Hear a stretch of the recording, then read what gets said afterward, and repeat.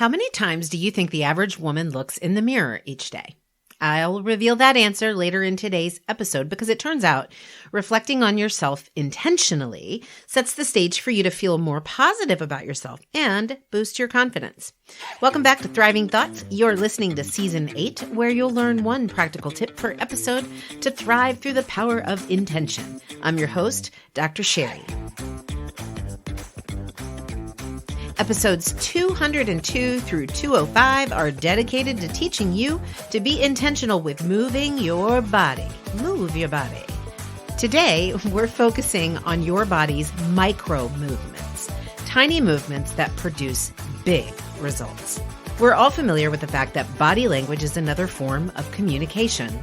Bodily expressions of disgust, surprise, fear, and sadness, they're universal. We immediately recognize them in others, even if they don't say a word, and they read the same cues from our own body language. Have you considered, however, how your body language speaks to you? It's no mistake that others encourage us with phrases like keep your chin up or hold your head high. Do it right now, actually. Hold your head high. My guess is you felt an immediate difference inside. Maybe you felt more alert, more powerful, more confident, more regal. Just as feeling sad inside can lead to our shoulders hunching over and our head hanging low on the outside, we can reverse engineer that process. Instead of going from thought to feeling to body language, what if we could go from body language to feeling to thought? We can. There's more than one door to walk through when it comes to learning to master our thought worlds. I find body language to be one of the simplest to open because it doesn't require much mental effort. It's simply moving your body into a position in which it can begin convincing your brain to think and feel differently. Much of my job is spent in a chair at my desk. That's where I am, in fact, as I'm recording this episode. I find that over an extended period of time, my back begins to slouch and my shoulders become hunched over. When I become aware of it, I have a simultaneous thought that I'm fatigued. But here's what I'm learning. I'm learning to move my body and then listen to it. I've started practicing sitting up straight in my chair. I'll push my shoulders back, straighten my feet on the floor, push my back into a straight position by contracting my abdominal muscles. I'll elongate my neck, and that makes my head higher by at least a couple of inches. Almost instantly, I feel more energized. I think, I've got this, or all right, let's do this. It's not only changed my motivation to engage in the task at hand, but it's also heightened my creativity and persistence in solving problems.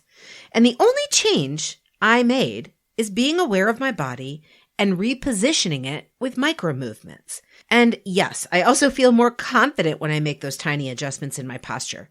But wait, there's more. Back to the mirror question that I asked you. Here's the answer. A 2012 study suggested that the average woman looks at her reflection in the mirror 8 times per day. For me, I'd say that number is probably higher.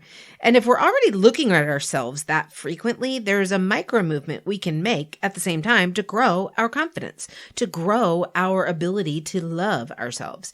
You're already doing it, so you just have to change what your body says when you look at it. In 2018, researchers studied a group of women who were dissatisfied with their bodies. One group was asked to look in the mirror and position their bodies in contractive positions. So shoulders hunched, arms, across the stomach, head down, etc. And the other group was asked to position their bodies in expansive postures. Head up, chest out, hands on hips. Basically, their bodies were open, right, as opposed to closed. Both groups then completed a questionnaire about feelings they had towards themselves. What do you think happened? Well, the women in the contractive body position reported more negative self-evaluations and were overall less confident in themselves. Conversely, the women in the expansive, the open body condition reported more positive feelings towards themselves and felt more confident. It was as simple as making intentional micro movements. The brain did the rest. Listen, friends, your body is talking to you. It's telling you to feel weary or energized, hopeless or hopeful, unable or able, and it's convincing you to feel positively or negatively about yourself. The good news is you can change the message. Be intentional with your body's micro movements. Every time you look in the mirror, even if it's only a compact one, lift up your head, push your shoulders back, straighten your spine, and lengthen your neck.